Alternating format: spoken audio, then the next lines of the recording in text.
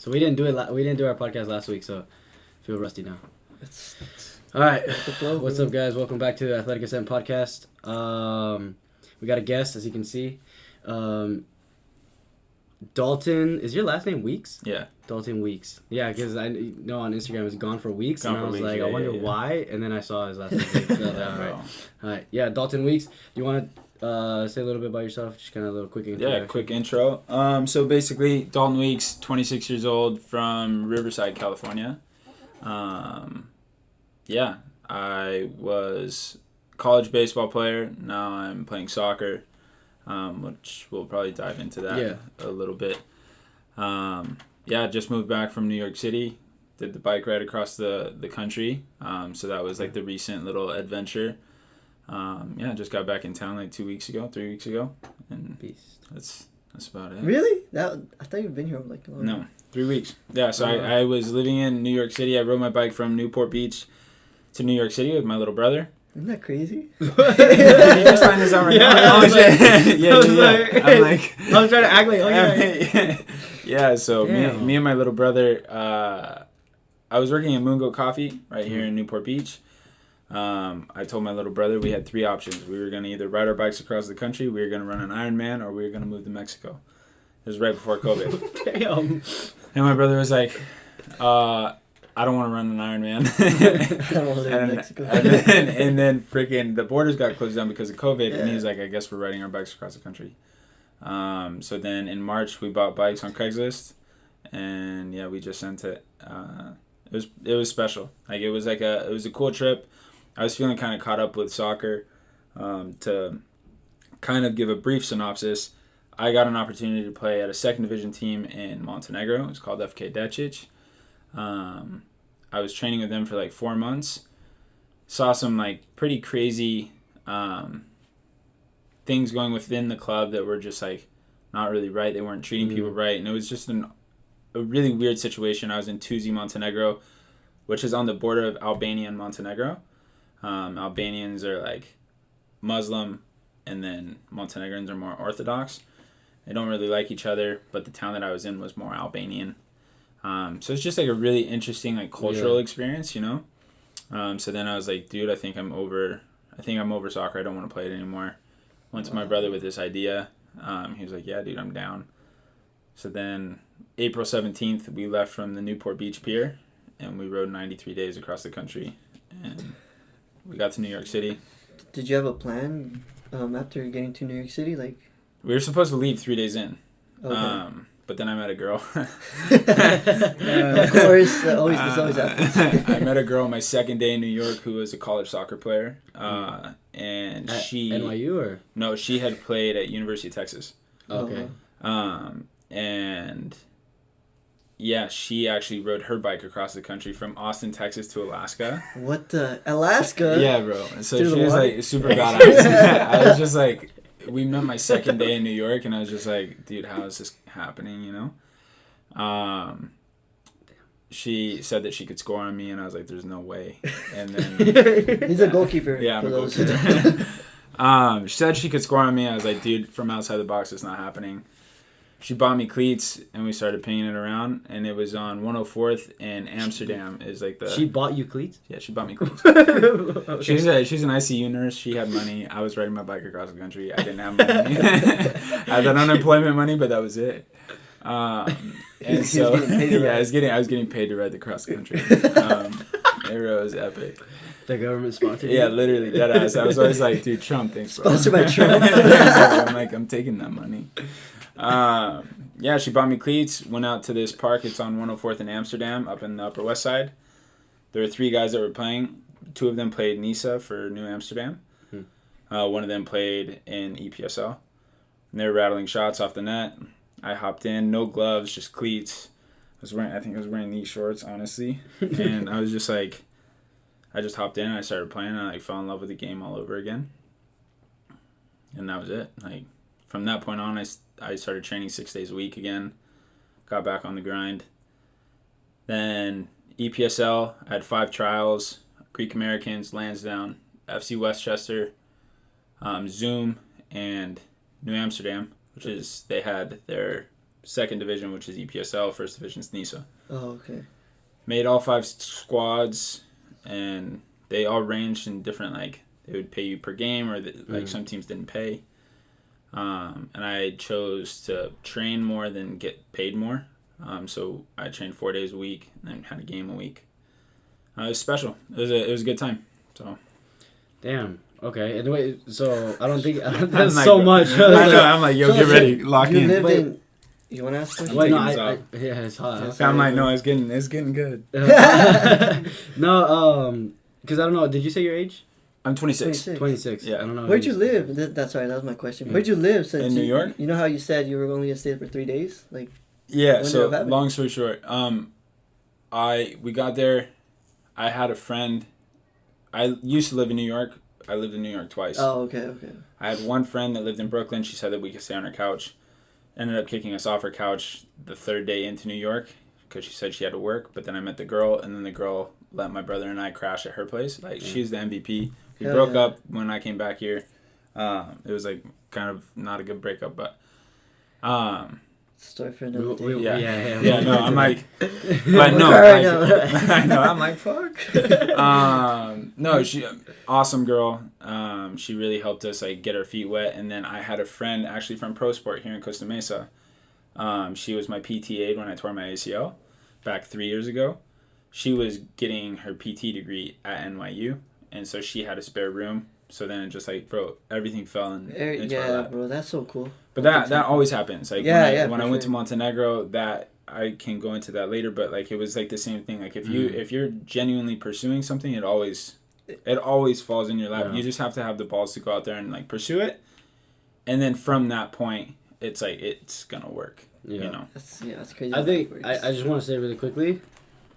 I think we're for sure gonna go above the time we go. I think we're gonna be here for a while. No, I'm just saying, just so you know, do you have enough space in that? Yeah. Right. There's just so much. It's already. I want to like. There's a lot of questions I've gone, but first I wanted to just so like people know, because people probably like, how the hell do these fools know him? Oh, okay. You yeah, know? dude, so that's a crazy story. I think that was like why do we unexpected. go to Mungo? So we went to Mungo just. It was just to try it out. Yeah, we're like, we've never tried out Mungo. It's right here, like, cause it's like behind Alexis, the alley. Yeah. So Alexis, you know Alexis. Went to show with him. Yeah. Plata, he lives like across the street from Mungo. Okay. And he's like, I think it was him that he's like, just Mungo. Let's go to that one. We're like, oh yeah, let's go, whatever. And so I was craving a matcha. Oh, yeah, that shit hits though. You made it for me. Yeah, it was good, bro. I told you. What did I get? Hot chocolate. But But we went and. How did you? Because I think you had your crutches still, or either the brace or something. Yeah. Because and you were wearing the jacket. You said UCI. Oh, okay. And then you had asked something like, "Oh, you play soccer or something like that." Yeah, and I was like, "Do I look like a soccer player or what?" You're wearing the. No, I don't. There was something. Whatever. We started playing. But for sure. And then I remember that we kind of like related in the sense that I told I had just gotten surgery, and then you had. You said you had surgery. Yeah, and so from there we're like. And how did that go? It was just like, oh, what's your Instagram? I just looked you guys up, and then that was that. I think, we got your guys' Instagram. And we've just been running similar circles. Yeah, that's. I think that was cool. I remember we leaving that. We're like, oh, that was sick. Dude, like ACL, man, that's like a. Dude, I'm gonna start crying. Yeah. all three of us. We all tore ACL. Yeah. No, and it's like it's not funny. I'll never forget my PT Hiroki, bro. Fucking bless up. I love that guy. I forgot my PT's name. Bro, that's not cool. But Hiroki told me, because I was like pretty depressed. Like I had just signed my first pro contract, and then I tore it 6 weeks later, and I was like, I thought it was done. I thought I had made it, you know, and then it just like he told me, if you want to get through this and have like a healthy mindset, you need to find friends with a scar in the same place. Oh, wow, yeah. And it was like some of the best advice I ever had. And I was just like, dude, like and that goes into life as well. Like if you are going through something, you need to find people that you can look up to that have either been there or understand it. You know what I'm saying? And it's just like, it is lonely. It is lonely as an athlete pursuing it, all that hours spent training and stuff like that. For sure. So yeah. Yeah, that is actually really good advice. Because it's crazy how, like, there's automatically, like, I feel like a connection or a bond with somebody when, like, I've gone to the gym and I see somebody with the same exact scar, and I'm just like, Oh wow, like Yeah. I always go ACL. Yeah, exactly. Like that, it was an MCL. Yeah. MCL, ACL, PCL. You're like, I'm sorry. No, I can't relate to them, but I can relate to Only the ACL. ACL meniscus. Yeah, same. Yeah, exactly.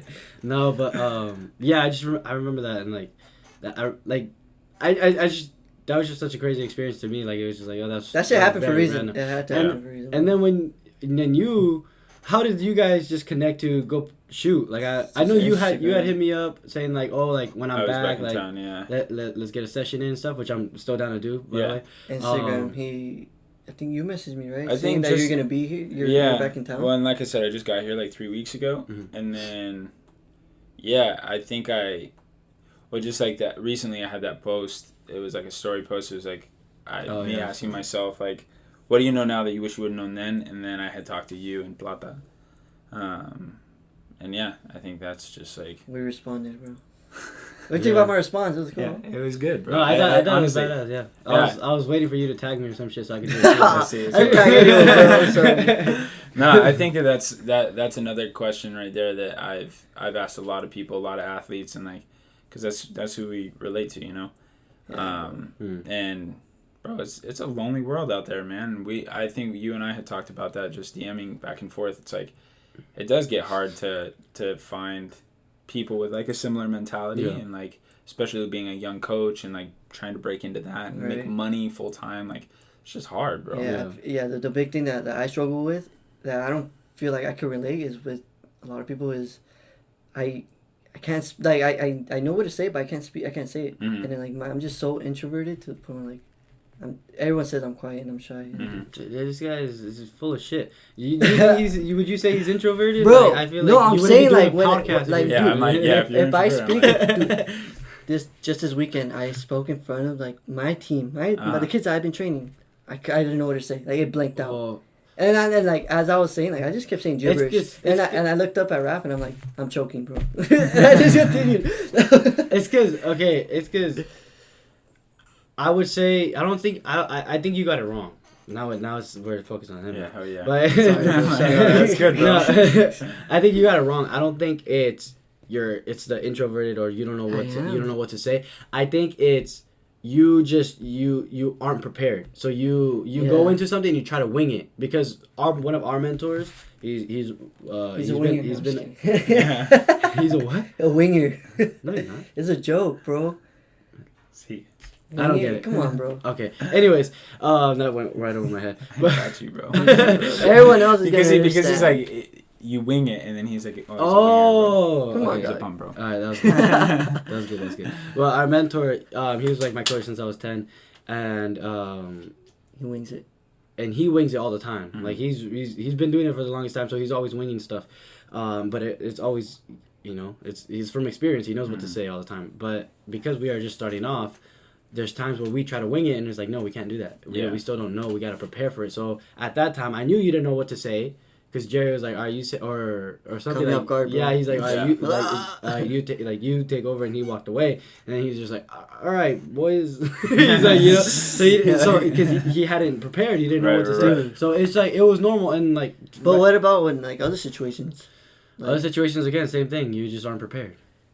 I don't think you're. I blink out, bro. I blink out because you're not prepared.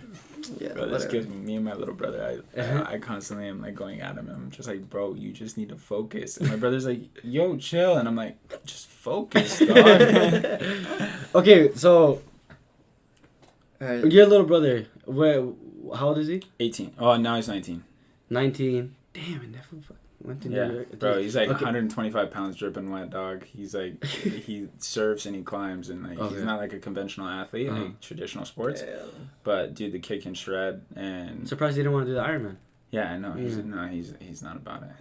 I wouldn't want to do an Ironman either. That sounds crazy. Bro, mentally, you go to like some crazy place. Yeah, exactly. So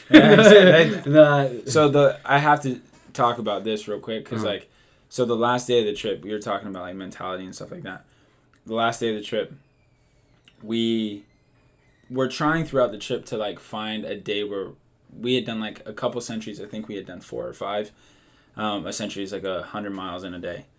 I had like 110 pounds on my bike. My brother had like 60 pounds on his bike.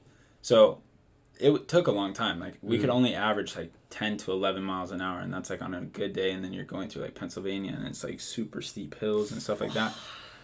So we had planned a double century that we were going to do for charity, and then I ended up getting COVID, like I was telling you guys earlier. I got COVID at Latino night in frickin' St. Louis, and it happened. But I got COVID, and so we were supposed to do our double century then, and we had to postpone it. So going into the last day of the trip, we had planned on only riding 80 miles to Jim Thorpe, Pennsylvania. And I will never forget this because this is like every athlete needs to hear this. 5 miles into the day, it's supposed to be an 80-mile day. My brother looks at me and he's like, hey, there's no way I can ride 80 miles today. And I was like, oh, okay. He's like, bro, I'm tired. I'm sore. Mentally, I'm not checked in. We have to stop early. And I was like, okay. Throughout the trip, he had said stupid stuff, but like he had never been like, today I'm just not going to do it. So I'm just like, hopefully he gets into his groove and like he finds his flow, whatever. Come like mile 60, in my head, I'm thinking like, yo, if we ride 216 miles today, we could be in New York City. And I'm like, oh, that's kind of badass. Like, double century to, like, cap the trip, 93 days. Dude, we hit it. That's kind of cool. And then I'm just thinking about it. I was like, yo, how you feeling? He's like, bro, I cannot wait to get off this bike. And I'm like, fuck. How am I going to hype this dude up, you know? So we're about 5 miles away from the town that we're supposed to stop at, Jim Thorpe. And I tell Blake, I'm like, yo, we could be off the bikes forever. We could be done tonight. And he was like, no way. I was like, yeah, we just don't fucking stop. And he was like, what? There's no way. It's like the sun's going down. It's like 7 o'clock at night. He's like, bro, what are you talking about? I was like, bro, we just dig deep. We ride through the middle of the night and we don't get off our bikes until we get to New York City. And he was like, fuck it, I'm in. I was like, hell yeah. All right. So we just started riding. Like, initially we're at like mile 70, 78, Jim Thorpe, Pennsylvania, 80, 85, 90. Sun's going down, right? Now it's pitch black. So now you're hitting a century in the middle of the night. You're riding through the woods. Our tire goes flat. Mile 105. Course, bro. So it's like 1:30 in the morning. We're changing a tire, and we still have to ride like 111 miles. We're gassed at this point. Like, we had already ridden. Yeah. Mind you, my brother 5 miles in is like, there's no way I can ride 80 miles. Okay, cool. Change the tire. We find like a little cafe. We get loaded up on caffeine, and we take off into the night, and we just freaking send it. And it was literally the most beautiful, majestic morning I can ever eat. I can't even describe it. Like, I have pictures on my Instagram that my brother took on his film camera, and they actually do it justice for once. It was super beautiful. There was like a thick fog layer. The colors were super beautiful. And yeah, we ended up freaking crushing 216 miles. It took us like 34 hours straight of riding. How did it feel when you guys were in New York? Oh, I can't even like. Were you like? It was just. I going into like. Was it like saving a penalty? Oh yeah, it was basically. No, dude, going into like the. Wait, what's your Instagram? Gone for weeks. I think my ass is on my Instagram. Don't judge me. It's all censored. Yeah, like, so that second picture there. Yeah, that is like how it was. Mile 140 at 216. Yeah, that's pretty crazy. But if you look at the picture right next to it, to the right, so that one, that's me telling Blake, yo, if we don't get off our fucking bikes, we can. And that's literally the spot. Like, that blue BMW was right there. And so that's like now like one of the most special pictures to us, because like from my little brother, older brother to little brother, I saw like a coming of age thing. And that's my little bro right there. But yeah, like it was like a coming of age thing, and like it was super dope, dude. Bottom right. Bottom? Right there. Yeah, right there. We just saw a rattlesnake right before that. It was in Milan, New Mexico. But yeah, we ended up crushing it, and it was like, dude, it was super special. Mile like 170, 175, we had like heat exhaustion. It was like freaking 97 degrees and like humid. Started hallucinating, like going through that whole thing, just trying to chug water, because we had been awake for almost 2 days. Damn. So you're just like crushing it, Just imagine like getting on a bike and not getting off 34 hours later. You're like, okay. Damn. And then you get into New York City, and then like the pace and the energy is just like super cool. Now it's my brother's first time being in New York. Well, I gotta ask, what? So the 3 options were either live in Mexico, right across the country, or Ironman. Why? It's just because. badass, bro. But okay, but what made you? Why did that come into your mind? So like my grandfather, going back to what I was just talking about, seeing my cousin and all that kind of stuff. Like my grandfather is somebody that's like really special to me. My grandparents in general. My grandfather got me into cycling when I was a kid. So our initial plan was to ride from Newport Beach to his hometown in Massachusetts. We ended up stopping in New York and then going up to visit his family. But yeah, we just rode for my grandfather, and that's kind of where it started. I needed to clear my head. I was so over playing soccer. I was kind of going through like an identity crisis a little bit. So the whole bike trip, I didn't have headphones. I listened to no music, no podcast, no nothing. Wow. Just stealth mode. Just like really try to figure some shit out. So, first 6 weeks was like childhood trauma, and that was it. and then after that, like you just like you get to a really interesting place, Oh wow, yeah. Damn, I would have had like some. Bro, it was crazy. Some music in my ear, man. My brother I'd definitely be there having podcasts on. Yeah. Playing. No, it was special to just like sit there and just be. You get super bored, bro. You're just like for like 9 hours. Oh damn, dude, I can't imagine. Jeez. Okay, so why Mexico? Why live in Mexico? I love speaking Spanish. I lived and played in Colombia for 2 seasons. Then I spent time in Costa Rica and Panama, Spain. And I grew up in like a neighborhood in Riverside where all my friends were Mexican. So yeah, I just wanted to speak Spanish. What part of Mexico would you have lived? Honestly, I don't even care. TJ, bro. Yeah, TJ, dead ass. No, like I have friends in Oaxaca, I have friends in DF. Go to the beach, Nayarit. Yeah, kind of figure it out, bounce around a little bit. But now, my brother and I just got accepted to an academy down in Costa Rica. So in like 6 weeks, 7 weeks, my brother and I are going to be driving from here to Costa Rica. What? Yeah, bro. I thought you were gonna fly there, bro. No, bro, fuck that. Wait, okay. Damn, that's crazy. Let's go back. Wait, I want to have one question about his brother. Okay. Like, so your brother right now, is he living with you or? We both live in our cars. So I live in my van. He lives in his van. Oh, why don't you guys just share a van? Because like I need like some kind of privacy. Do you guys neighbors or what? Yeah, we neighbor it. I'm like, yo, okay. So it's cool, and we need like our own cars, Yeah, and so he's just like down to just like send it, bro. Yeah, he's like 19. He's like doesn't want to go to college. He's trying to figure out his thing, and like he's followed in my footsteps in that sense of being like the black sheep and like kind of going against my family's hardcore Republican, like super Trumpy, and I'm just like not. I don't know if they like dropped me or something or like what happened, but I just like I just don't assimilate with any of those morals or values. And so then I like found the travel bug. I backpacked from Russia to Africa when I was in college, like when I got hurt playing baseball. So I like wanted to find myself there, so I went Russia to Africa with a student loan. And my brother got super hyped on that trip, and he's like, dude, one day I'm going to be able to travel with you. And now we're like getting to that point. He graduated early. He was a junior in high school. He took the exit exam.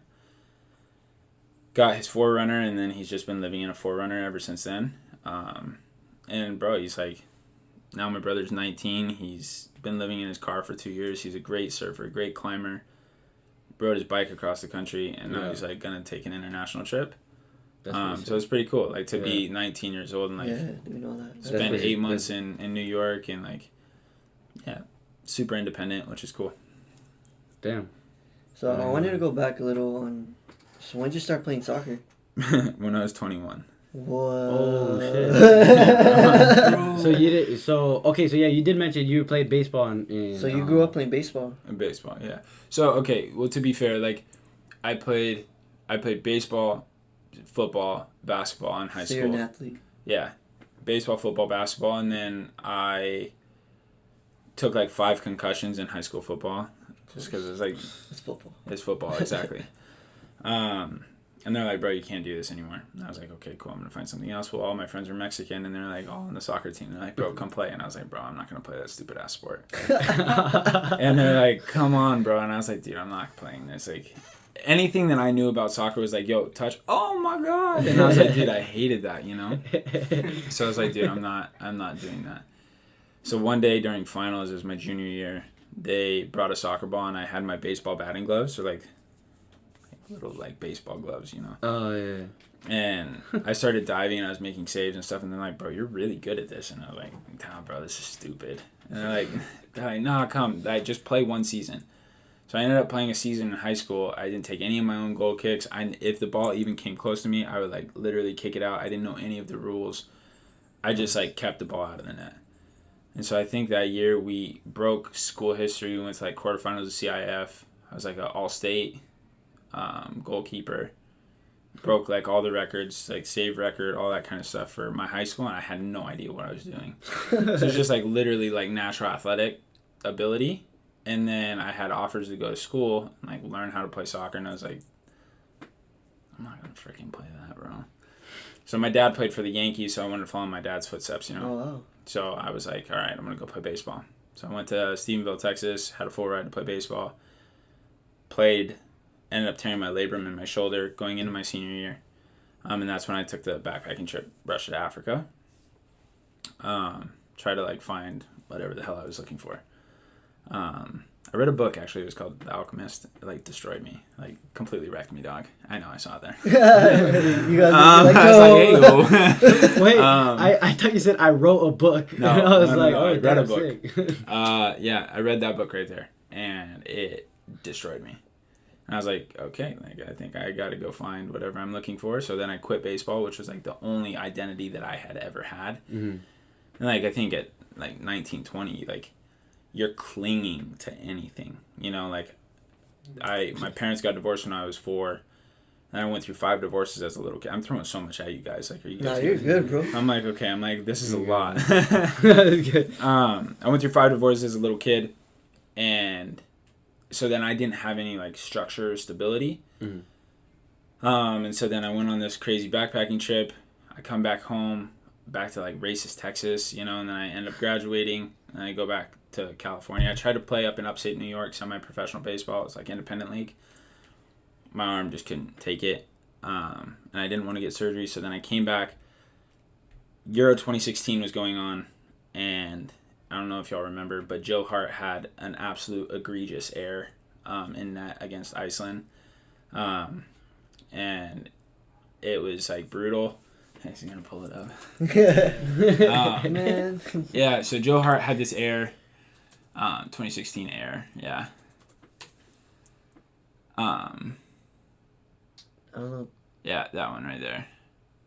So, bro, I was watching this game, and I didn't even know anything about soccer. Like, dead ass, I just didn't know. Well, what was on your mind? You're like, what the hell? I was just, like, really interested because I like the international aspect of it, you know? Yeah. No. And I like the international aspect of it. I had always wanted... I took Spanish classes all through school, and, like, I was, like, really into Spanish and Latin culture. So I have, like, this... I'm trying to, like, organize all of this. So I'm watching this, right? And he makes an error. It goes right through his hands. And I think... No, that's a good goal. It ends up going like right through his hands. I end up looking up his salary, and it was like 12 million pounds per year or something. And I was just like, okay, if this guy can make that mistake, then I could find somewhere to play that'll pay me like 6 figs. And so later that night, I ended up watching. I watched Eddie the Eagle, which is like a movie. It's about this kid that had polio, and he wanted to be like a Olympian. Homie ends up becoming an Olympian. And I was like, dude, I could just change sports. Like, the guy just, like, continuously changes sports and stuff until he finds something that he's good at. So then later that night, I end up deciding that I'm going to be a soccer player. And I sent, like, 75 emails out. And I got an email back the next day from team in Colombia that both their goalkeepers had just gotten hurt the previous day. Wow. So I literally took my baseball resume. I changed all of it. I wrote it in Spanish, and I said that I played soccer in college. I just lied about all of it. Wow. And they got back to me. I sent 75 emails out, right? And I was like, look, if I can travel, if I can learn how to play soccer, and I can speak Spanish, I'm willing to, like, take, like, this on. You know what I'm saying? And so, yeah, they got back to me, and they're just like, yo, this is, like, if you can make it down here in 4 days, like, we'll give you the opportunity. I was like, all right, sick. Like, I'm super down. I bought a one-way ticket to Colombia. I lied about everything. I show up at the field. There's like 30 guys there that are all pro, and I'm like, I didn't sign up for this shit, dog. And like crazy. Colombian culture, like my Spanish was not that good, and like Colombian culture, you have to go dab up everybody, boom, boom, and I was just like, I didn't know any of that, so it was like disrespectful on my end. And then I just got out onto the field, and I like didn't even know how to juggle. I didn't know how to do anything. I didn't even know the rules, bro. I was just like, how the fuck did I get here? So yeah, after like that first session, I literally just watched the guys in front of me and just like micro-analyzed footwork. And I was like, by the end of the session, the guys were like, bro, you've never played soccer in your life, but you're actually like good at this. So they're like, you can stay, but you need to train. And so then I started training every day. And then like 4 months later, I was in a goalkeeper wars in Medellin. Ended up getting second place out of like 250 guys. Then I got an opportunity at Rio Negro. Then that got me to Itaqui. And then I just like started bouncing around. And then from that moment on, I just played soccer. So how long did you say you played in Colombia? That one I was down for like 5 months. And then I went to Philadelphia. Got a contract with Philadelphia Fury. Oh, wow. Didn't want it. I moved to Mammoth. I was like a snowboard instructor for 8 months, and then I went back to Philadelphia. I swear on my life, it's all on my Instagram. I'm not coming up with this bullshit. I know it's crazy, but it's like I do this stuff. That's crazy. Went up to Mammoth, then my van caught on fire. That's another story. Jesus Christ. I'm like, bro, that was the second time I went to Colombia.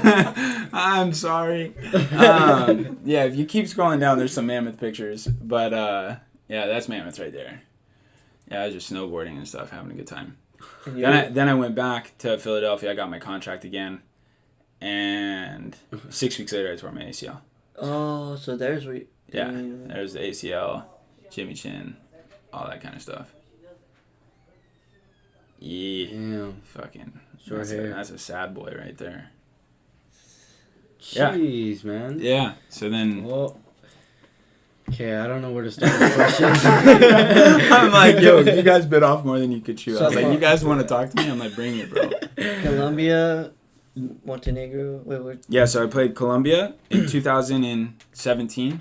I played Colombia 2019. So 2017, Colombia to Philadelphia. I hurt my knee. I had to get surgery November 2nd, 2017.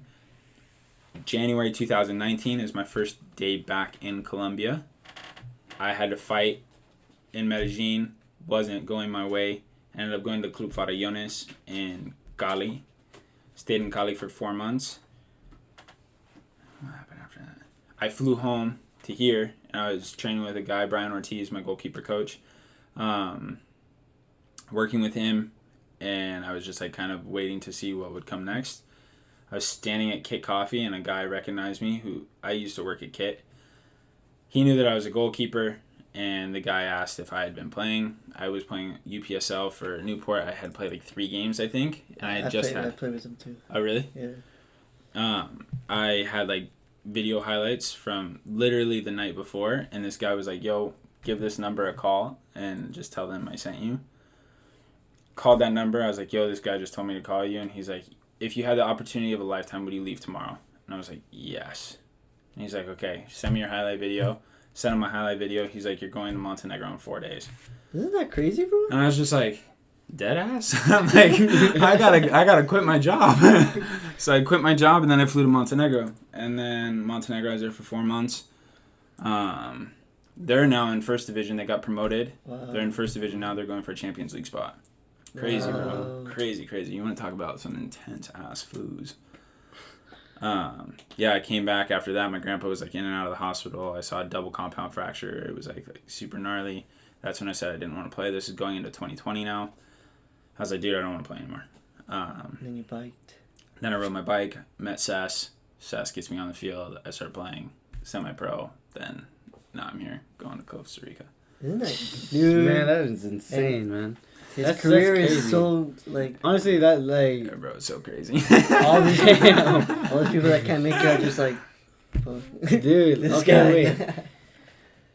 Alright, let me think. Let me start. Where do I want to start? Well, okay. Well, first, from when you were in Colombia, why didn't it work out when you first were there? The first time, like, technical skills, playing down there, all the goalkeepers are very, very technical with their feet. Uh-huh. Like, to be fair, like, I think that they're kind of, like, not so good at goalkeeping. Okay. So, horrible with their hands. Horrible with their hands. They don't know movement. They don't know, like, technical goalkeeping strategy. Mm-hmm. They fly for everything. And just, like, complete opposite style of me. Which you saw me playing today. Like, I'm, like, very, like, I like my angles. And, like, I'll fly to get something. But, like, I'm more so, like, tactical with how I do my thing. So that instantly was, like, kind of like a mindset shift, right? I was up against 4 other goalkeepers to stay with Itaqui. And then one day after practice, I had this kid come up to me and he was like, look, if you stay, that dude has been my homie my entire life. And that dude's, like, trying to feed his family with this. And he's like, you're white, go home. And I was like, fuck, okay. So then I just struggled with that, like, hardcore. I was just like, dude, that was kind of, like, an scary. intense, like, just, like, not even, like, scary. I just, like, felt bad. I was like, fuck, dude, like. Oh, okay, yeah. From, like, an emotional standpoint, I'm like, dude, I don't want to take your money. You know what I'm saying? So, yeah. That is crazy to think, though, that you are, like, whenever you're trying out for a team, it's like you're fighting for a spot, and in the pro world is like you take that, if you get that position, somebody else loses. Someone else loses, like, yeah, like the opportunity to make money and feed the kids and stuff like that. Like, yeah, that is actually crazy. And when you see, like, extreme poverty like that, and, like, extreme, I was in Itaqui, which is, like, in Medellin, southern Medellin, you have Envigado, which is where Pablo Escobar is from, and then Itaqui is, like, right across the river. And so it was just, like, a very, like, it was just an intense experience, you know? Yeah. And, like, I just, like, yeah, so that kind of, like, killed it. I was just like, bro, I don't. And then I went to Philadelphia from there, and then I was like, bro, I'm kind of over soccer. I didn't have passion for the game. Bro, you can ask me somebody, an iconic player from 2012, I'll be like, bro, I have no idea who you're talking about. So I, like, didn't have passion. I didn't have a team that I followed. I didn't have any of that. I just liked the environment, the ambiance, like, all the fans cheering and stuff. I thought that was really cool, but I didn't have passion for the game. So I had to go find that. And throughout this whole process, I'm like, now I'm obsessed with it. And I think it's super badass. And, like, I can understand why people love the game. Strategy, formations, all that kind of stuff. Yeah. I still don't even know the difference between, like, a 4-4-2 and, like, a 4-3. I'm like, fuck, 4-3-3? Okay, what's the difference? Like, a guy playing up top, and that's fine. Well, what would you say, like, how was it, like, playing there in Colombia? Like, what, like, that environment that was set up? The environment is super intense. Yeah. Super intense and super skillful. Zero discipline. Yeah. Like, fist fights on the field, like, really? Everybody going at it, just, like, really angry. People are fighting for jobs, and it was just, like, but second division, you know, and, like, you're really scrapping. Yeah. You know. Have you ever played in, like, a big, like, a stadium with, like, a bunch of fans or no? Biggest I played in was in Bello, which is, like, 2,500 people. That's a lot, dude. Yeah. 2,500 people. It was fun. They call me El Mono. I'm like, all right, I'll take that. We actually went to penalties that game. It was quarterfinals of the Bello tournament. Oh, wow. It was cool. Damn. And, okay, so, because I'm so, like, intrigued about, like, Colombia, like, you, like, playing there. Like, I think that's, like... No, it's super sick. I loved it. I would go back. There's pros and cons. Where were you staying? Where was I staying? Yeah. I stayed in a hostel for the first, like, 2 months I was there. Then I met a girl, Alicia Steiger. This guy, bro. Bro. I met a girl, Lisa Steiger. She's on my fucking Instagram too. You could scroll down that. Just keep going. Yeah, let's see. Lisa's coming up. Right there. We were hitchhiking. Bro, sorry, bro. Just go to that middle picture. Right there. Yeah, that's Lisa. We were hitchhiking with those people. That guy on the right is actually the driver. Yeah, he was driving us. We were hitchhiking in Quito, which is in Chocó, which is the poorest department of Colombia, which is super crazy. Oh, wow. And you met her over there? Yeah, I met her in the hostel. Then the night I met her, Atlético Nacional won Copa Libertadores, which is like the craziest freaking party ever. Then the next day, Lisa and I moved in together, and we were just like madly in love. And now she's a doctor in Paris. In Paris? Yeah, bro. It's crazy. Badass. So then when I went to Montenegro, this is like complete side story. That stuff right there is called a guardiente, which I found some. I actually have some in my van right now. But when I went to Montenegro, that guy booked me a 16-hour layover in Paris, right? And I hadn't seen Lisa in 3 years. So then I flew to Paris and I called her. I was like, yo, I'm in Paris. And she's like, oh my God. So we got to spend 16 hours together. And it was like, she just started dating a guy a week before I got there. Oh, wow. So it was like the most romantic 16 hours. And then we were like, what do we do with this? And then I went to Montenegro and I bawled. And then I flew home. So that one's unfinished. But she's like, hey. Lisa, if you watch this, baby girl. That's pretty sick, man. Jesus. Yeah. Bro, this fool's like, over here just like, what the hell? Yeah, I'm intrigued. Bro. It's interesting, like, yeah. so much to take in. Yeah. Because we wouldn't have got any of that if cause it's like, we were just like, alright, he played in Colombia, alright, let's move on. But no, like, there's so much, it's crazy. So many stories. That's Medellin right there. The one next to the Lisa picture, yeah. So that was where I actually played. Right to the right of that picture that's in Envigado. In that picture frame.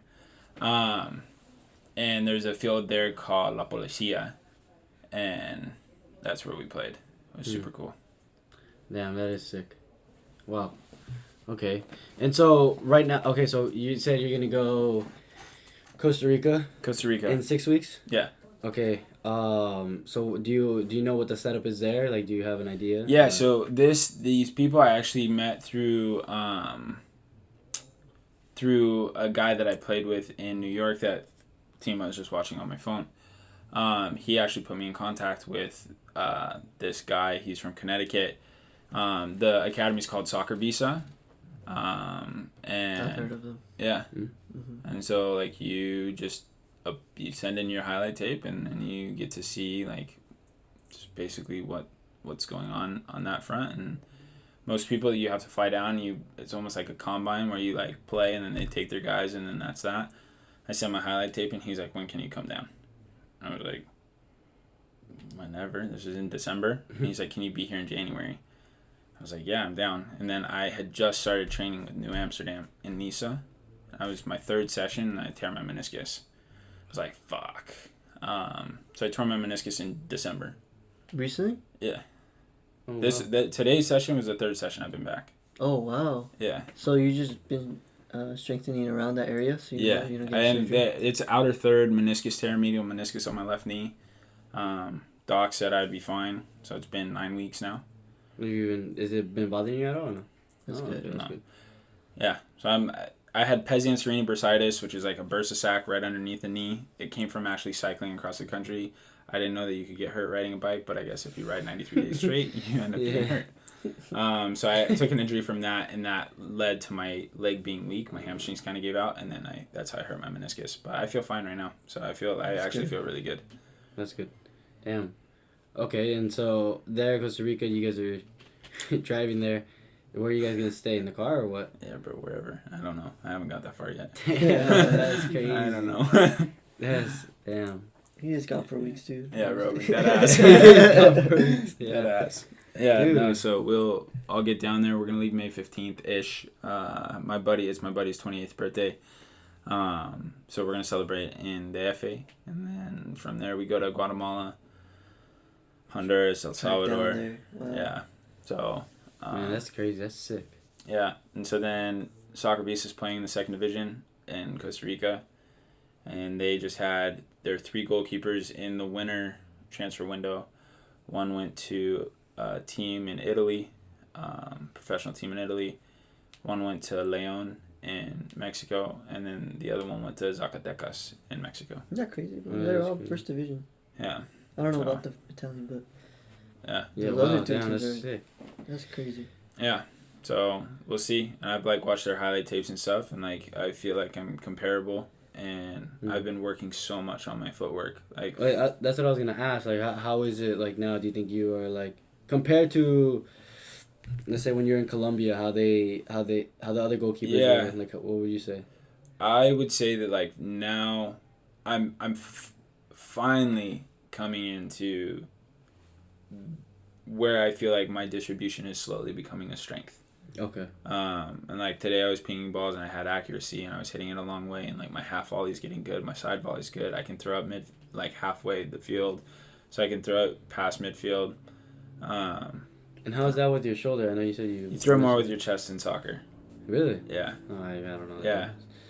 I throw anything that hurts my shoulder. Yeah, so. exactly. It doesn't bother my shoulder at all. Okay. And yeah, so I think playing with my feet, like hard driven ball back to me and like trying to take it on a defender, like y'all would school me every day. But like learning how to take directional touches and like driving a ball with my left foot, like fucking good luck. Like I'm gonna keep practicing that, but like that takes time, you know, and like you don't have to have that. Like if I get pushed in my left foot, then I'm just gonna blast it out, and that's that. Yeah. But I feel like I'm a force in net. I feel like I'm a pretty good shot stopper, and that's like my biggest strength. I'm very commanding in the air, crosses, like I eat that shit up. I was a wide receiver in football, so, and then baseball too. Like it's very translatable skills. Yeah. So yeah, I feel like I have a good chance to, you know, see what happens. No, man, that is sick. Especially like, so at 21, you said you started like you took it serious, like. Yeah, 21. At 21. But then I tore my ACL and I was out for 14 months. At 22. So 22 to 24, I didn't play. Damn. So now 24 to 26, I'm like. He's getting all these opportunities, bro. Just because. Dude, that is sick, man. Just because he's going for it, that's why he's getting Bro, I've connected. spent all my money. I talk to everybody. Right? I'm a communicator. That's it. Yeah, like yeah, if you throw it out, and like today I was at the field and I met those two. Dude, he ballers. met these 2 MLB players. what did you say? MLB, Major League Baseball players.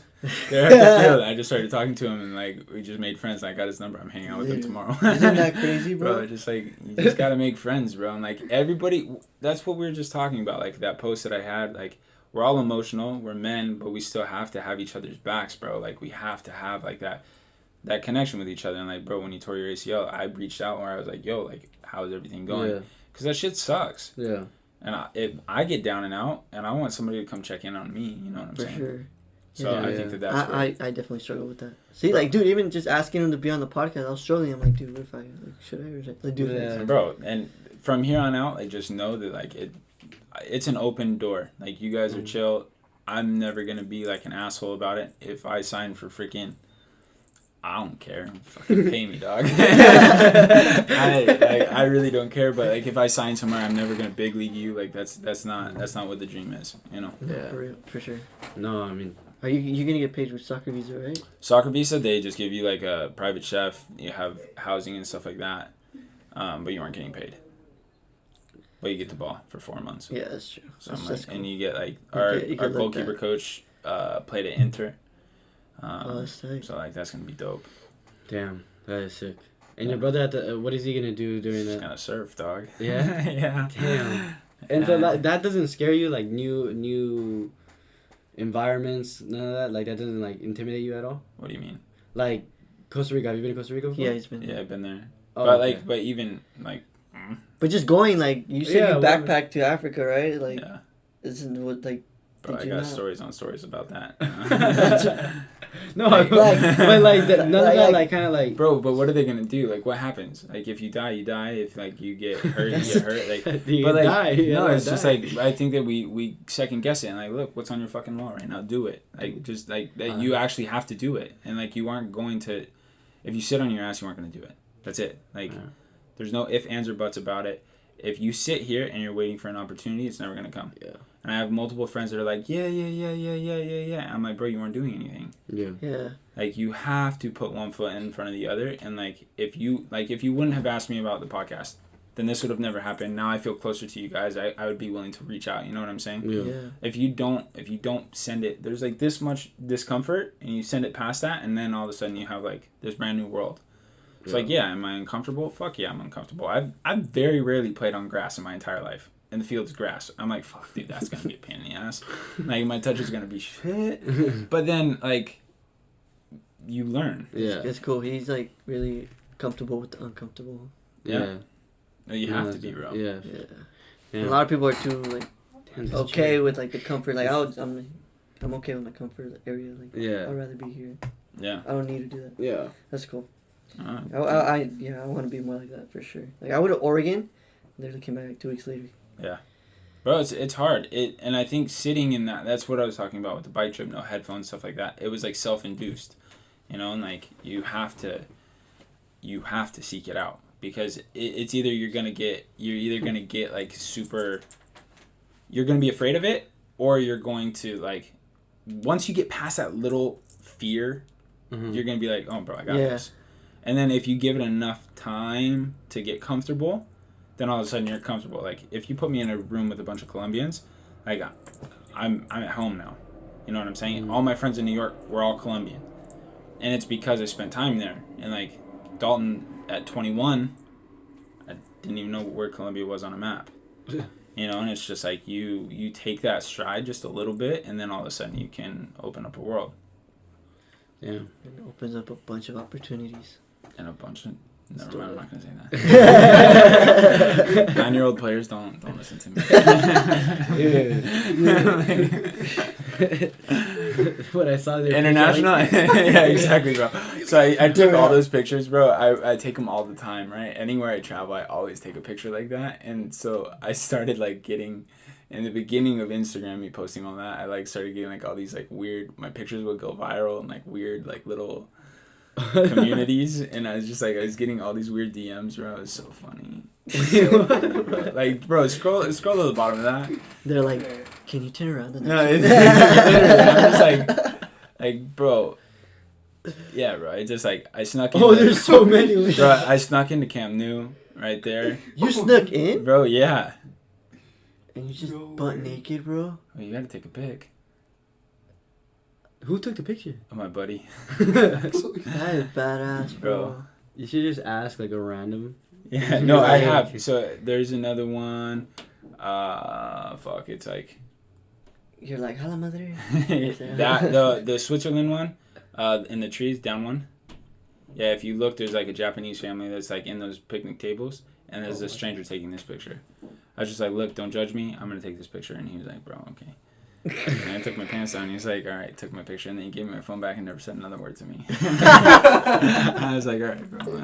But it's a dope-ass picture. I'm going to show my kids that one day. That is awesome. That is sick. It's so funny. Oh, yeah, I was butt naked at the camp. Yeah. That's tight. Man. But, yeah, bro. So, like... What would you say your goals are now? Like, so you're going to Costa Rica. Obviously, it's to ball out there and... You know, see what happens. But is there any like goals for your, let's say, 30s? Yeah, I'm starting to get to the idea of coaching. I think that like goalkeeping in specific, like there's so many like things that we don't do well as coaches within goalkeeping, and I hate that. Like in baseball, there's like a hitting coach, there's a pitching coach, there's a midfield coach, there's like middle infield, there's corner infield, there's outfielders, corner outfielder. It's like everything is like specific. So position specific. Mm-hmm. Yeah, same thing as football. Football has like... Yeah, exactly. You have your DB coach, you have a wide receiver coach. It's like, dude, we don't have that for goalkeepers. And we have like this old man that's like, back in my day. And I'm like, bro, it doesn't work like that anymore. Yeah. So I think that I can make a splash in that. But I feel like you also have to have, not have to have, but like I would want to have some level of credibility. You know, like when I was seeking out coaches in Colombia and stuff like that, these guys would show me their highlight tapes, and I'd be like, fuck, I want to work with that guy. Because, like, he was playing against Atlético Nacional. And I was like, bro, that's dope. You know what I'm saying? So I'm getting to that place where I'm like, cool, I think I would enjoy being 40 years old, freaking pinging balls at some young goalkeeper that is like diving at like for LAFC or something, you know, like that'd be dope, you know. Other than that, I just want to keep like enjoying it, keep speaking Spanish, keep having like seeking out those things. Like I was just in TJ 2 days ago, and that was like super fun, and just keep living it, bro. Yeah, damn, that's sick. Damn, dude, I don't know. I feel like there's so much that we're missing. Like I feel like no, bro. In your story, like, but dude, it's just crazy that at 21 that you like It's still recording. really started taking. Dude, we're an hour in. Oh, are we? An hour in. Well, it's crazy. We'll keep it going. I don't know. Keep it going. Keep it going. But because he edits it. Oh really? Stuff, Yeah. Sorry, you. I post it every Thursday. So. Oh, word. So he's gonna work on it tonight. Exactly. But yeah, 21. I think it's just. That's awesome, bro. I don't. Yeah, I mean, I guess. Would you say that that would be like at 21 if you were made to switch? Would that be possible with any other position? Honestly, yeah, because I feel like now I'm more comfortable. Like when I was in New York, I'd always play striker up top just because like I liked that kind of stuff. But I'm pretty quick, so like my natural ability. I don't think I would be like a striker that could like put it on frame all the time. But like somebody like Llorente, he used to play for Spurs. Now I don't know where the hell he's at. He's like a big guy. He's quick and he can stretch. You know what I'm saying? Like if you look at Holland. Like, bro, he's a monster. Yeah. But I have, like, a very similar, like, athletic type to him. He's super, super quick. He can stretch. I'm good at headers. So I feel like I could have went that way. Obviously, that would have, like, taken, like, a completely different perspective. But a striker, how long can they play for? Like, you're looking at Ronaldo and Messi right now. And there are people like Iniesta that's still playing and stuff like that. But the field players are, like... It's harder to play when you're like 35. Yeah. Whereas like you look at Handanovic, and he's like 37, and he's still fucking balling. Even Buffon, bro. Yeah, exactly. He's 40, bro, and he's like still going. Like obviously Ibrahimovic, he's just built different. Yeah, but like he's crazy. He's 39, dude. Yeah, crazy. Got called up. I think he's 40 now. No, Is like, he? Crazy, bro. He got called up for Sweden. Yeah, but I think that. Yeah, is he 40? No, 39. 39. Damn. Yeah. 6'5". Yeah, dude, he's literally a big dude. But I think that like if I don't know anybody that wants to like send it and like try something new, like I'm all about it. Like obviously playing professional sports, you have like this much time, and now I'm like 26 and I haven't made it anywhere like big, but I have gotten to travel the world and like see all this stuff, and I think that that's like even more valuable in some senses. Yeah. You know, but if I can. I don't know. I feel like I got the skill set and I got the work ethic. You just, I don't know, it takes one good save in front of the right person, and then all of a sudden, like, you have a coach that's willing to work with you. Exactly. And then that's it, you know? Mm-hmm. And did you always have that, like, mentality where it's, like, I mean, like, just you taking the opportunity in Colombia, going and just, like, you know, saying, like, did you always have that mentality of, like, you know, being comfortable with the uncomfortable kind of thing, like, just growing up, or... Yes and no. Like innately, I had like the ability to like be positive about something or believe. Like I had a lot of self-belief always.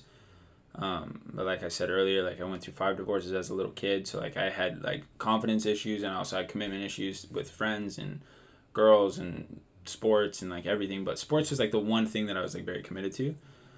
So if anybody was like, "Yo, I'm gonna beat you at this," I was like, I was ultra competitive. I'm still super competitive.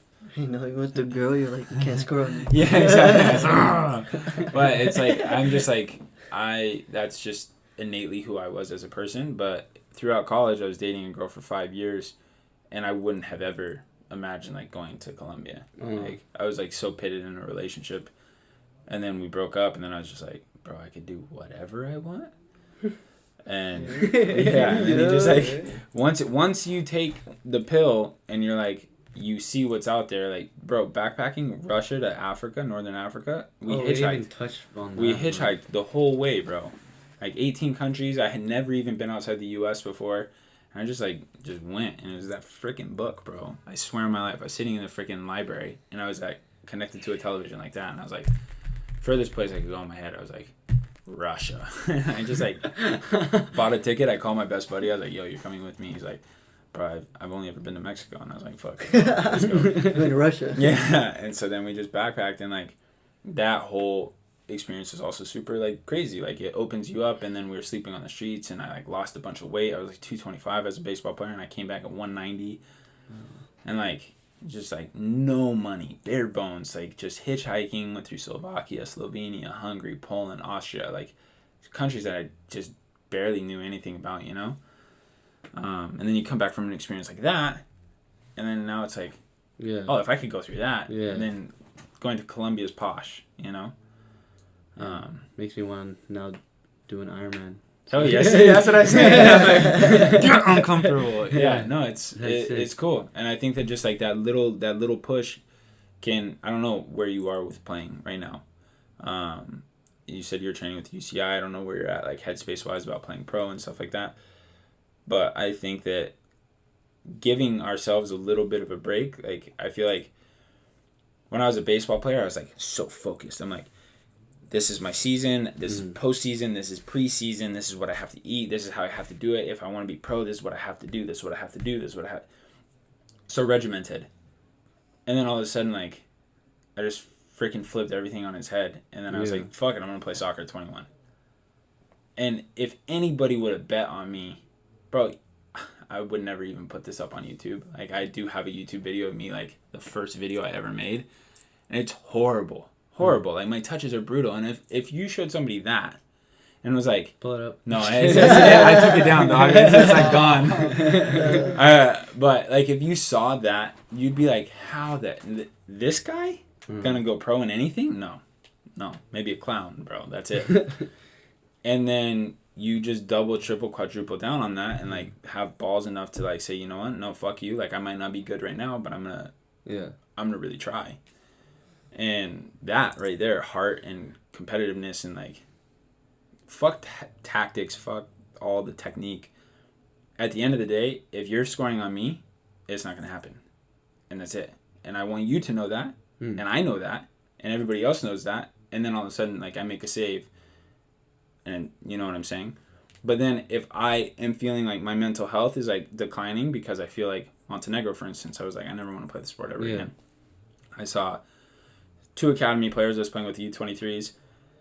Long story short, Montenegrin and an Albanian, they hate each other culturally anyways, but these 2 individual players were both center attacking middies. We were playing a small-sided game. The entire time I was there, they just hated each other. They were the same position. They both played the same style. The Albanian was super nice to me, and the Montenegrin was kind of like a cocky guy.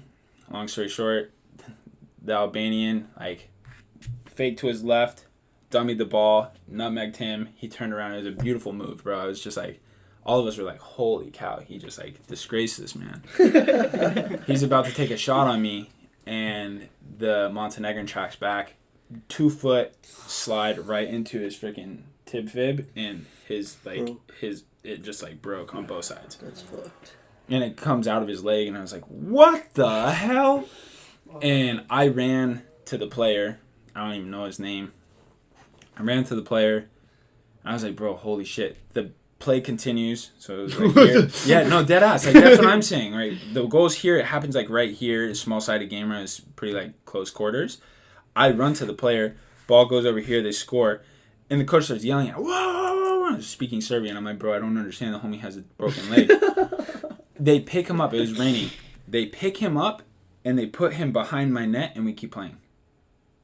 Whoa. And I was like, his bones are out, bro. Like, what are you doing? Like, this isn't okay. Did they check up on him? They left him there. So, like, 5 minutes go by, and I'm like, he's screaming, like, blood hurling, like, scream. And I was like, he's literally, like, the net's there, the homie's here. Like, it was like, I was like, what is going on? So then finally I'm like, bro, this isn't okay. Like, and so I turn around and I walk off. I'm like, yo, are you good? Like, he doesn't speak any English. I'm like, yo, we need to fucking do something. They finally, coach gets pissed. He tells him to shut up. He's not shutting up because he has a broken leg. And they pick him up. They take him to the locker room. That was it. That was the last time I saw the kid. Fuck. And I'm like, I'm coming back from an ACL. If that happens to me, I'm 10 hours in front of my family, time zone wise. I'm in the middle of buttfuck nowhere, Montenegro. Like, do you know where Montenegro is on a map? Nah. Exactly, dead ass. So I'm saying that, and I was like, what the fuck is that? Exactly. It's just south of Serbia, just north of Albania, across the Adriatic Sea from Italy. Eastern Europe, bro. Right there. And I was in Tuzi, which is like down there by that big ass lake. Oh wow. Yeah, bro. Like Serbia, Kosovo, Albania. Like it's just gnarly. And so they pick up homie. He goes to the locker room. I never see him again. And I'm like, yo, if I tear my ACL again, what happens? Yeah. I'm like 40 miles from Podgorica, which is like the capital. But the capital is like nothing, bro. Mm-hmm. It's ugly. It's like Podgorica right there. Yeah, Tuzi is where I was at. But it's like an ugly little town. There's nothing there, bro. And I was like right next to the stadium there is kind of cool, though. Dude, the guy's leg was broken? Yeah. And so it was a very like traumatic experience, right? And so then I go home. My grandpa was in and out of the hospital. I was like super like scared I was gonna lose my grandfather, and he's like my dad. So I was just like, fuck, dude, like soccer doesn't mean anything to me right now. Like this isn't fun. So I flew home, and then I was like, dude, I'm not gonna play again. So it was September. I played 3 games with Newport, just like messing around. And then I just like, bro, I don't want to play anymore. So then I took the bike trip, and then at that point, like, people would write you off again, you know what I'm saying? Like, if you want to be a pro, you have to be hard, you have to do that. Who cares about the Brooklyn League? Like, bro, fuck that.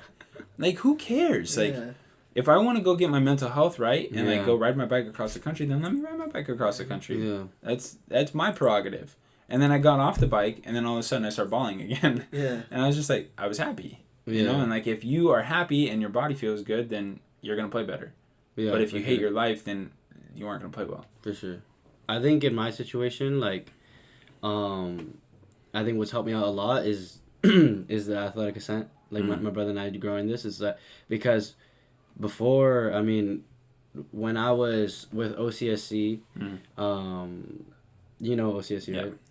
When I had signed with them at 17, that was like my main focus, because I was like, all right, after this, I got to sign a pro contract. Like, you know, I don't know if it's with them or with who, but I need to sign a pro contract. And so that was my focus and everything. And I was in an environment where at 17, I was thrown in. I went from a regular club team to the professional. Not even academy. It was an academy, like no experience with academy, no experience playing any other form of professional.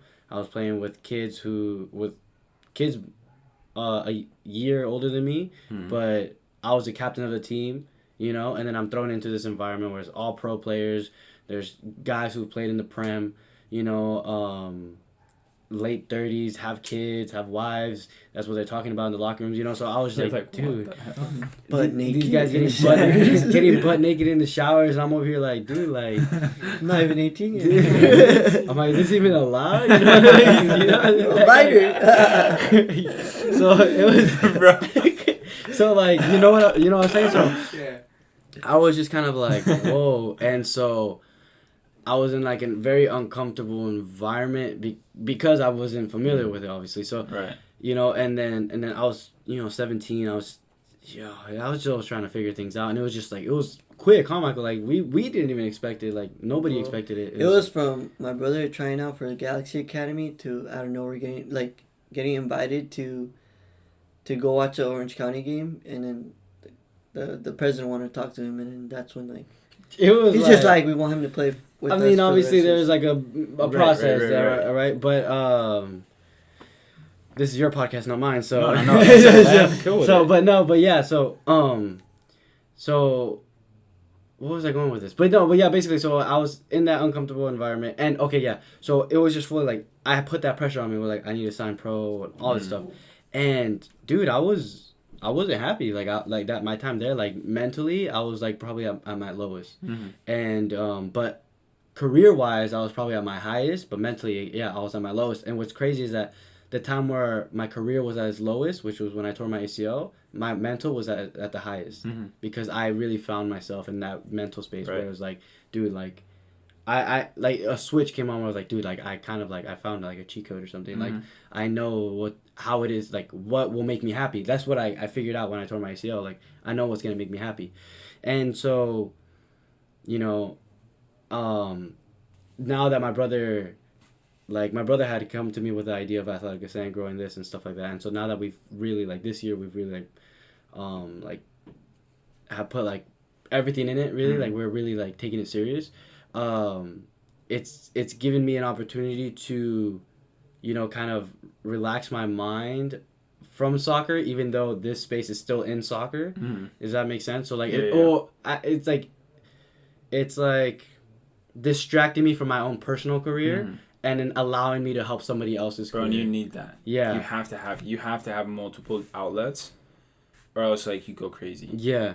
Cause if you're just so focused on just your personal career and like because I'm very, like you tell my brother, I'm very, very hard on myself, and I'm working on it. I'm trying to like ease myself. Like there's this Norwegian guy who just signed UCI, and like me and him like clicked, similar to like how you say with like people, it's like mentality wise, like we clicked right away, and he's actually told me like every time when I speak to him and how I like view things and I know like what I need to fix, he's like, dude, like you remind me of me like a year 2 years ago. You know, he's like what I've realized now is just like dude, like I think you kind of touched on it a little bit, where it's like, oh, we probably didn't, but he just basically said something like dude, like who the fuck are you, who the fuck am I, like who are any of us, like right. Like we like it ultimately nobody's watching you. Yeah. Nobody really cares about you and your career. Really. The only person who cares is yourself. Yeah.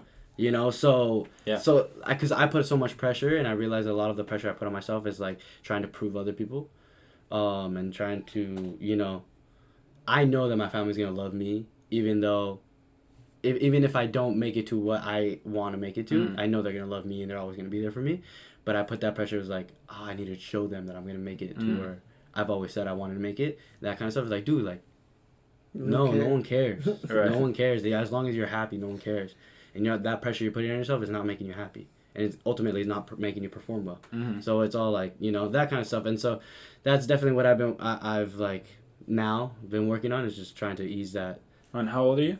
I'm 20. Oh 20. my god! Right? Oh, bro, if I could. No, but he's had this mindset for a while too. Bro, if I could go back to 20, like, dude. Yo. just take a deep breath and just realize. Just realize, bro, it doesn't matter. It does. None of it matters. Like, and I get it. I have a very similar mentality. Like, I was cussing myself out today because Plata fucking beat me, and I felt like I should have been beaten. And I was like, bro, this has pissed me off. Like, I knew exactly what I did wrong as I was doing it, and I was telling myself not to do it. And I was like, bro, I still did it. You know what I'm saying? And you get frustrated. That's being competitive. Yeah. You don't like losing. But at the same time, realize that what we're doing right now is beautiful. That's it. Like, this is community. This is what everybody else wants. Like, yo, we're so lucky. Yeah. So lucky we have running water. You can drive to wherever the hell you want to go to right now.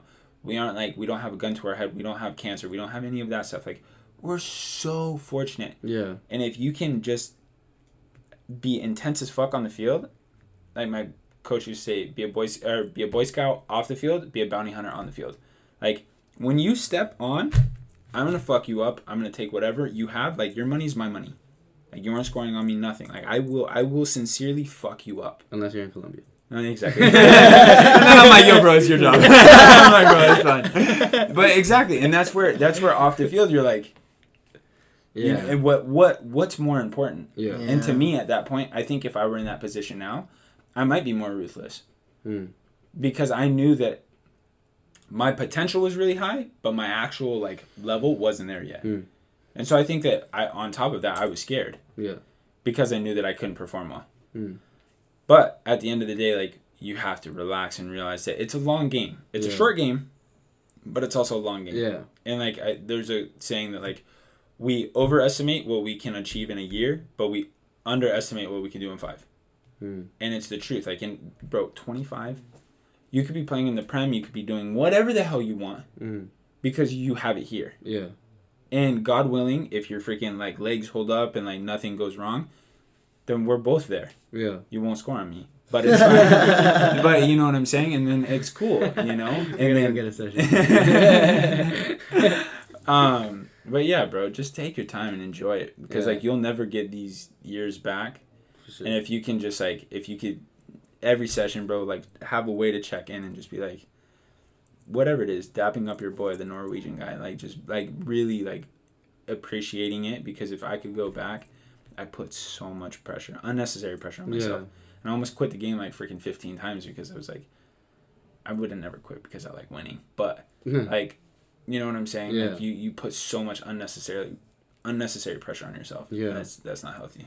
I think that like definitely like it's like I later I reflect on it like right now I'm doing and it kind of makes me laugh because it's kind of like like if I were to be someone like watching me at the moment when I like because what I've been doing is that like I did it today where I'm on the field and we're walking to the coach and after we just got like a pre-activation done whatever we walked to the coach on the field and I don't know if you've ever seen the UCI field but the practice field is super nice. It's super like it looks professional, like super well cut and all this stuff, right?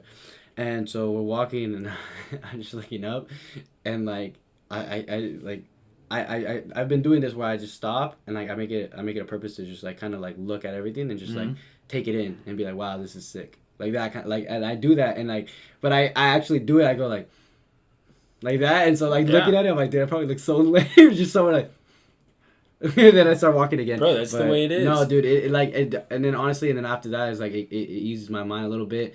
I made it goof around a little bit more, like you know, just not take myself too serious because I do take myself a little too serious, and but yeah, and then like yeah, it makes me like appreciate life so much more every time I just take those little seconds or just like damn, and then the rest of the day is just like I have a good day. Yeah, that kind of thing. So, but then the best is like after a good session, like today we had like we were out there for like almost 3 hours, bro, and then like really, yeah, bro, we just kept, and I was the only keeper. They just kept pinging it, dog. I was like, you guys were on Bonita Creek? Yeah. Oh, on turf? Yeah. Oh, bro, I ain't a bitch, dog. Mama didn't know I was a bitch. I mean, damn. I was like, dude, I have to wear turf shoes because my knees, bro. I know, me too, but I don't. But I like, I don't know where I was going with that. You were there for 3 hours and... Oh, after that, I was, like, so freaking grateful. And, like, I met up with my cousin this morning, and that was, like, super cool. And then the session, and I was just, like, my body feels good. My knees don't hurt for the first time in my life. And, like, just, like, so freaking grateful. And then I went to strength training. I had a 2.5-hour strength training session. And I was like, bro, that's a 6-hour day. Now you're workout day. And I'm podcast, like, hanging with the boys. Like, how, like, bro, we're just lucky, you know? Yeah. And then... if you get signed, you get signed. If you don't, you don't. And then you try again. And then I had on my screen, my phone screen, right after I tore my ACL, I had a trial with Tormenta FC in USL. Yeah. League One, I think. Yeah. And I sat with the goalkeeper coach, and I knew from the instant he came walking out, I was like, I'm not going to get signed here. Because homie and I just didn't drive. We just didn't. I was like, nothing I can do right now is going to impress you. I could pick it out top bins, and you're going to be like, I've seen better. You know? And I was just like, and I remember I knew it, but I didn't, like, athletically, competitively, you don't want to acknowledge that, right? I get home, and I'm, like, kind of kicking myself. I was like, I played well, but I didn't play as well as I wanted to. I get an email, super short and simple. Hey, Dalton, I think we're going to go a different direction. Have a good one. And I saved that email, and it was my screen background for like 2 years. Oh, wow. And I was just like, now I never want to play that level. I literally want to fuck on that level. Just be like, huh? And then like, I want to go back to that coach, and I guarantee you he has a beer belly. He plays golf all the time. He's in Georgia. Like, who's in Georgia? Like, and I'm gonna go to him and be like, yo, bro, there's that email. Go fuck yourself. And like sincerely, like I don't have anything against sincerely, you. Dalton. Like sincerely, go fuck yourself. I don't like you. Like for weeks. Exactly. Gone for weeks. I'm out. Send a picture of your ass. Yeah, exactly. Send this to your wife. But sorry, 9-year-olds. But yeah, no, like you gotta just live it, bro. And like sometimes you win, sometimes you lose, and like if you lose, like take it humbly, and if you win, like take it humbly. and then move forward. It's crazy how one person's like opinion or whatever like can basically manifest like your career. Oh, you know? yeah. Like just that both one positive guy. and negative. Right? Positive and negative. Yeah, yeah. Because one person believes in you, and then it's like your whole life is made. You know what I'm saying? Exactly. Yeah. Like Messi, right? Going to Barcelona and like that. Who found Messi? I don't know. I didn't play soccer, so. But like him going to Barcelona, if he would have went to another academy, you hear about academy players getting released all the time. Yeah. You know what I'm saying? So what if that would have happened to Messi? Yeah. And it's happened to other people that were super talented. And you have mental health issues. You have people committing suicide because they got dropped from their team and all that kind of stuff. That's bullshit. Bro. It's because we don't teach each other to like love on each other. We're taught to be like, oh, you're a soccer player. You're a soccer player. Yeah. Parents asking like, yo, how was practice? How was training? How was your touch? Not like, yo, how are you? Yeah. How is everything? You good? Dude, how's school? How's everything else? How's athletic Ascent? How's all this kind of stuff? Nobody asks that. Yeah. We ask how was training. Did you score any goals? And you're like, bro. But you're like, it becomes, you have to learn how to like, there's a time to talk about training. There's a time to talk about other shit. And if I don't want to talk about training, then I don't want to talk about training. Yeah. If I'm struggling with something, like I was just like with the NISA team, I was struggling with my jump set. Like if you watch Ter Stegen, Neuer, fucking De Gea does it too. They have a big jump set. And so I started embodying that into my game. And I was getting beat on balls that I shouldn't have gotten beat on. And I was like, bro, why is this happening to me? And I started taking video of myself. And I just wasn't landing on the ground as they're making contact. That was it. I was like, just jump a little bit earlier. And then all of a sudden I'm making all these crazy saves. I was like, bro, it was that. Yeah. And the New Amsterdam coach was like, yo, honestly, I think you're too slow. I'm like, I'm not slow. I've never been slow. I was like, okay. And then I'm looking at the videos and I'm like, bro, that was it. And then all of a sudden I start balling out again. And so it's just like that. You have to know what you're worth. Yeah. Self-awareness. Yeah. Have the self-awareness to say like, no, like, I think you're wrong. And you can take it. You can hear what they're saying and like acknowledge it. Like, yeah, I was slow. Like I wasn't getting down to the ball fast. But there was a reason for that. Instead of just being like, you are shit. It's like, well, why is that not working? Yeah, exactly. Yeah. Why was that not working? Yeah. And I think all athletes can deal with like a little bit more self-love. Just saying, like, for sure. Definitely. You aren't just a soccer player. You aren't just a baseball player. You aren't just a football player. When I train to little kids, I humanize it too. I just ask them like, how'd you guys feel about the game? Like, did you guys have fun? You know, stuff like that. You have to. Yeah. You have to, because if you can teach them to just have fun and have soccer be a part of their life, ask about their parents, ask about their brother, ask about their sister, ask about whatever the hell. Anything else. Because you get obsessed, especially in college. I was like, with baseball, I was just like, fuck, dude, like that's the only thing that matters. Yeah. Yeah, for sure. No, I think I've definitely been like that. Like you're describing, I've been like that, and although I am still like that, and I again, like I know that. So that's I think that the issue can be you being, you know, what you described. Tunnel vision, yeah. You having that tunnel vision, but not knowing that you're in that you have that tunnel vision, or not really acknowledging it and realizing that it's not necessarily the healthiest thing.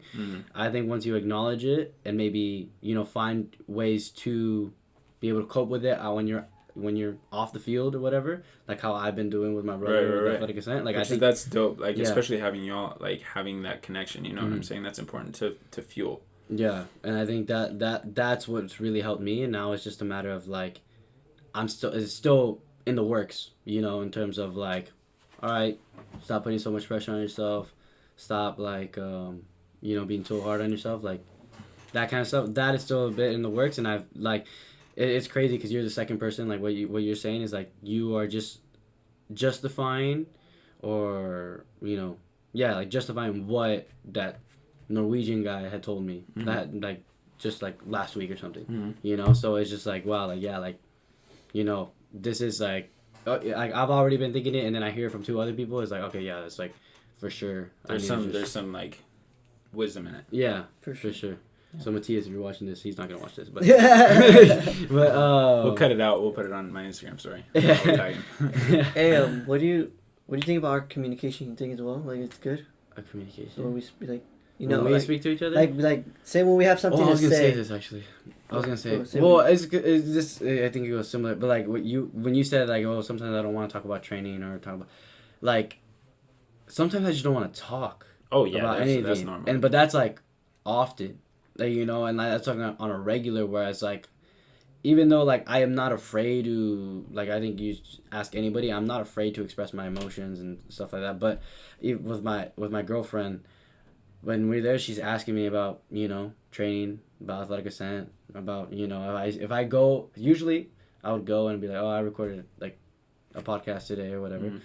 She would be like, oh, like, did you guys have a guest? She would ask questions like that, and I would just be like, yeah, and like, dude, you know, me very too. vague. Because that's how I am too. Because, and it's not because I don't want to talk to her. It's just because, like, I don't know, like, whenever, like, I get irritated. I don't know.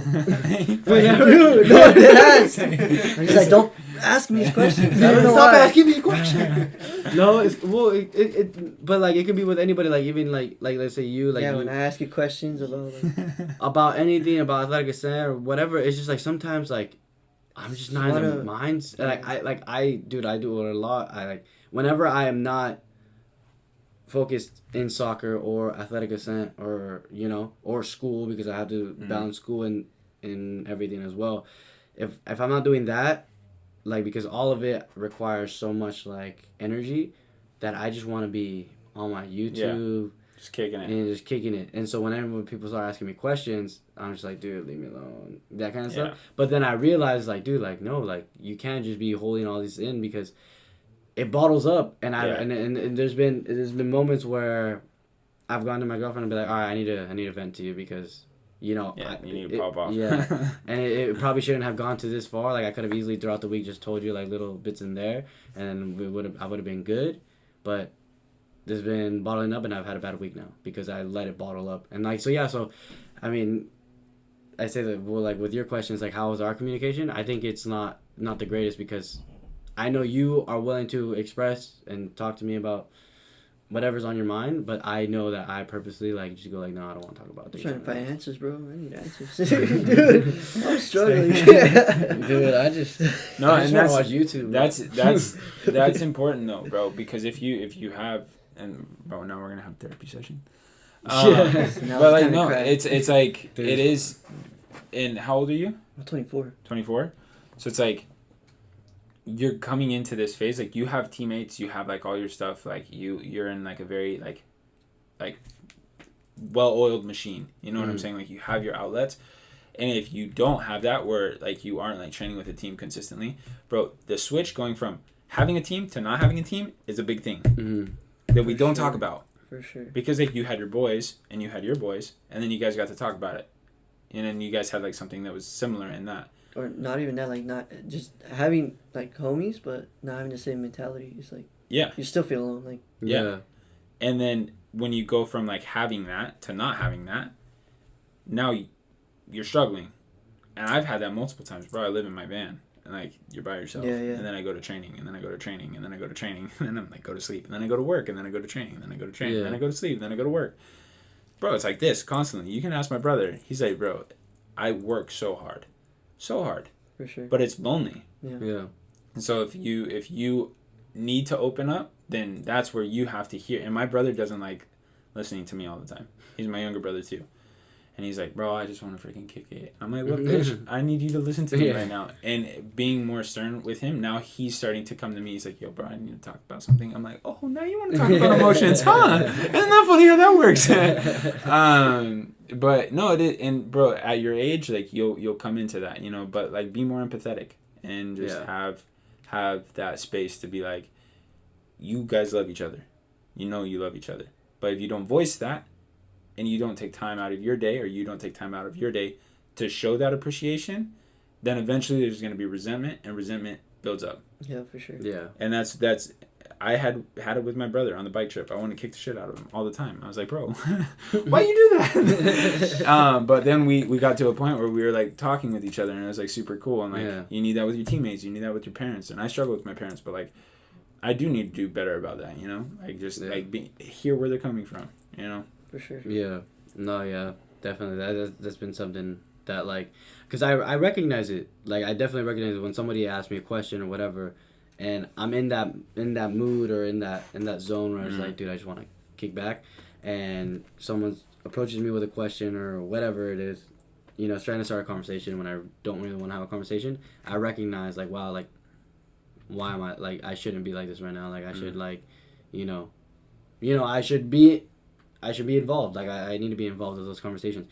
And yeah, and I know I think I don't know. Like I don't know why I get to that. Like I think like I'm.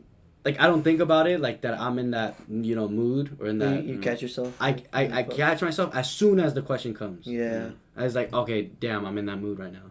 Like, I can't... I don't know, dude. I sound like a Bro, just work bitch. on it. just work on it. No, yeah. Just like... But, well, I was going to ask you, so that bike trip, did that, or just, like... Because I assume you and your brother have always been close. Yeah? Yeah, like, when we lived together. So we lived at different houses, and he's 7 years younger than me. Okay. So it's like a big age gap. Mm. He looked up to me a lot when I was like traveling and stuff, and like he always like lived vicariously through like the stories. And then now he's getting to his age where he's like able to travel and like do stuff with me. And I think that we're gonna send this trip, and then he's gonna live in Costa Rica with me.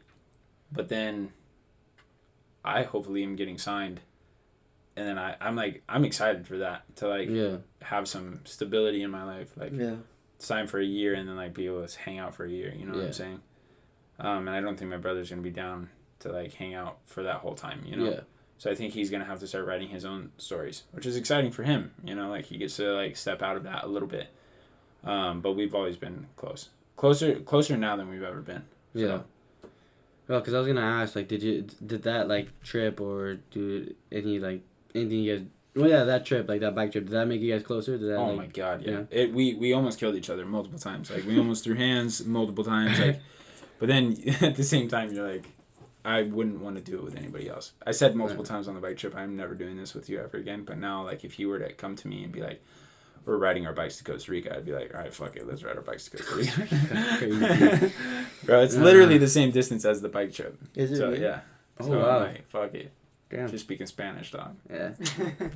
Well, have you and your brother thrown hands? Bro, he's like, it wouldn't be fair. Yeah, he said he's like 120, right? Yeah, bro, he's like 125. But he's tried. He's caught me a couple times. Caught me sleeping. But nah, he's a good kid, bro. I would whip his ass. Ain't that right, Dickie? He'll listen. He will listen to this? Yeah. Peace. We need to have him on. Yeah, bro. Yeah, so you play soccer? Yeah, right. You'd be like, I played with these Jamaican dudes in Riverside. But yeah. Do you surf? Mm-hmm. My brother's like the good surfer. But we both do, yeah. He was out this morning. So, yeah. How'd you end up here in Newport? You said you lived Riverside. I just wanted to come. You just like, the beach, bro. man. Just came with my van, the van that blew up. oh, yeah. Yeah. So... Wait, so you still have you still in that same van you were when you were working at Movie? Yeah. Same van, but I'm selling it. I have somebody that's buying it for $10,000. Oh, nice. Right before Costa Rica. Are you taking your brother's van? Yeah, we're taking my brother's 4Runner. So then hopefully like you get signed 4 months and then you do your thing and Deuces. yeah, that's it. So what happens when a girl's like, "Hey, let's go back to your place"? And you're just like, I still throw down. Go back Come to on. the van, It's my van. Or we go back to your place. Grandma, if you're listening to this, we read the Bible. We don't do anything, I promise. I'm just kidding. I'm not religious. These are just like my grandma's necklaces, my mom's necklaces. I'm not Christian. But that's besides the point. I'm messing with my necklaces. We're talking about throwing down with my... I'm like, Alright. Is there any other questions you have? No, dude. I mean, No. we covered Do a you have any lot. questions? no, What? bro. No? Just like keep doing y'all's thing. Keep being empathetic with each other and like living the life and that's it, bro. I'm on some like super hippie spiritual like shit right now. I don't know what's going on. It's, just, it's the bike trip, dog. I like came back. I was like, yo, I'm like Bob Ross. But no, just love on each other, bro. Yeah, That's it. yeah, bro. That guy was good. Yeah. He's like, I love this guy. But that's it, yo. Keep doing your thing. Cool. Appreciate it, bro. Yeah. Yuli, you have Thank any you questions, bro? You have any questions, bro? I want to make a documentary on you, bro. Yeah? I'm super interested in your story. Bro, man. come with us to Costa Rica. Dude, that'd be badass. Nah, we need a. Exactly. He's like, no. Yo, if you want to take 5 to 6 weeks off, come through. Shit. That'd be dope, bro. That would be dope. But, yeah, I'll see. That's it, bro. Well, there's gonna be a full feature movie, bro. Just wait. At some point. No, that's actually sick. You have a sick story, bro. That's Thanks, like. bro. Didn't you say they're documenting you? Yeah, we have a guy that wants to go with us. Dude, that's badass. Oh, Costa Rica? Yeah. Damn. We'll see what happens, bro. People say stuff and then they bail. Yeah. So like, I'm not getting my hopes up. Well, if they don't, you should document it. I know. I'm just so bad about it. I don't like being like, yo, like, fuck that. I'm just Would like, you I can just GoPro live put it. it in the. Yeah, I need to be better about it. I really do because we've done so much cool shit, bro. Like, Yeah. fucking Russia to Africa, Costa Rica, Panama, Dominican Republic, Colombia twice, hitchhiked all over that bitch. Literally, like, everywhere in Colombia I've been. Yeah, like, all over the U.S., Mexico. I go down to TJ, Ensenada, Baja all the time. Just like so many places that I've been, and I just don't have any of it. Like, I have pictures and stuff, but like not any video. We Yeah. had video, and then Yeah. this is off the record. Off the record, my brother and I, we did. We can wait till after the podcast. Yeah, or we saw on this. I'm like, we can end it, yeah. I'll end it. All right. Well, yeah, that was I don't know what episode we're on. 11? 11. Episode 11. Yeah, episode 11. I don't know how anybody else can top this. I know, Yeah, bro. But, this is this is sick, Gone for man. weeks, bro. Gone for weeks, yeah. I hope you recorded everything you did. an hour and 36. Beast. That's like a regular Wait, podcast. did you end though. it? No, I haven't. Oh, okay, then No. end it. No. No, it's still going. But I'm just saying, that's like a regular podcast. Like, the podcast I listen to are like 2 hours long and stuff. Yeah. Yeah. You listen to podcasts? Rich Roll, bro. Rich Roll's my favorite. I don't know that. Rich He Roll. was one of my coffee regulars. Do you know who Andrew Schultz is? I've heard. He's hilarious. I think he was on the Rich Roll podcast. Oh, was he? actually. Yeah. Yeah. Rich Andrew- Roll's had like He goes 700 to people. Google? Or where's he No, going? I worked up in LA. Oh, Yeah, He gotcha. was my regular there. That's I- tight. I listen to Andrew Schultz a lot. He's hilarious. He's a comedian and he has like he's on 2 podcasts. That's And dope. he's I dope. listen to him all the time. So That's cool. him and Joe Rogan sometimes. Yeah. You listen to Joe Rogan? Alright, thank you guys for watching. Make sure you guys like, comment, subscribe. No, I'm just kidding. No, we should put like a age restriction or some shit. Yeah, I'm afraid that You should I'm rename it, bro. I'm afraid he's gonna be. No, it's chill. Like- This is us, bro. Whoever wants to work with us, you're getting us. You know, I agree. we're not speaking anything dumb. This is all like, dude, We kept it G-rated, just like a lot of cussing. I'm sorry. Yeah, Gangsters. I mean, it's just like aside Just from how dude, I've always like cussed. I don't know. yeah, well, like side note, even for anyone listening to, like as kids, in our like neighborhood, like other parents wouldn't let their kids hang out with us because of how much we cuss. Oh, really? Yeah. Okay, good. And I then don't feel bad. and like my parents and my sisters would all be so embarrassed of us because of how Uh. much we cuss and stuff. But then like those kids are like They're yeah, whack. Yeah, they like yeah. That's what it is. All right. Thanks for watching. I think that's good. Sick.